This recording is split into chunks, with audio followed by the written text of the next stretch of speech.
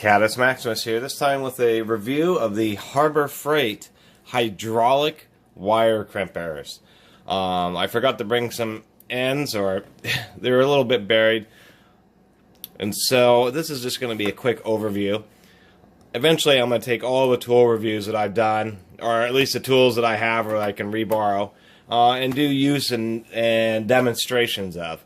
So I just do a review and then I'll do like a test and demonstration. So these are indeed hydraulic wire crimpers. They're just an integrated hydraulic jack, a hydraulic pump with a very small and very short throw piston and just a little valve. What's nice about the valve is I put on a screw so that it can't come all the way unscrewed. And then you just pump it up. Just pump it up until the two dies come together. And apparently this is ready for like 8 tons or something. And they don't align perfectly, but they're pretty good.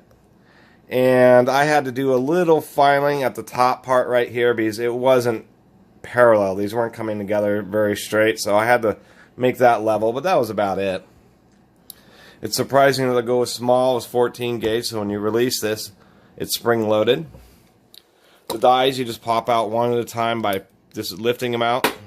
Whoop. Like so. They're also held in by magnets, which I thought was nice, so they just pop in and out like so.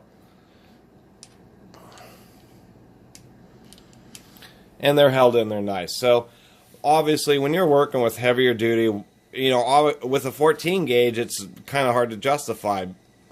But with increasing wire gauges like battery terminal cables, etc., you really need some heavy-duty wire crimpers. And then these make it so much easier.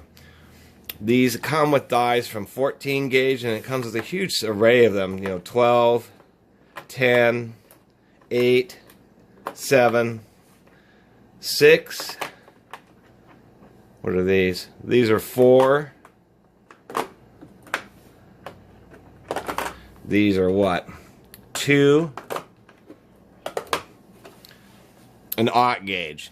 So you can see how big of a crimp it is. So these dies are designed. You just, whatever wire you're using, if you have 0.0 gauge wire, then you put it in the connector and then you crimp it with these. And one of the critical things about crimping, what's nice about having all these dies, is there's actually a perfect balance to crimping wires, which is getting enough force so that all the wire is held securely and squished together like it is one continuous piece of copper, without squeezing it too much and actually causing the diameter to neck down right at the connector, which will cause excessive heating.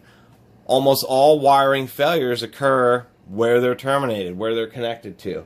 So it's actually pretty critical that the nicer the crimpers you use and the more properly sized they are, the more reliable of a connection you're going to have, because they won't be too loose and they won't be over crushed where they've been squished down, and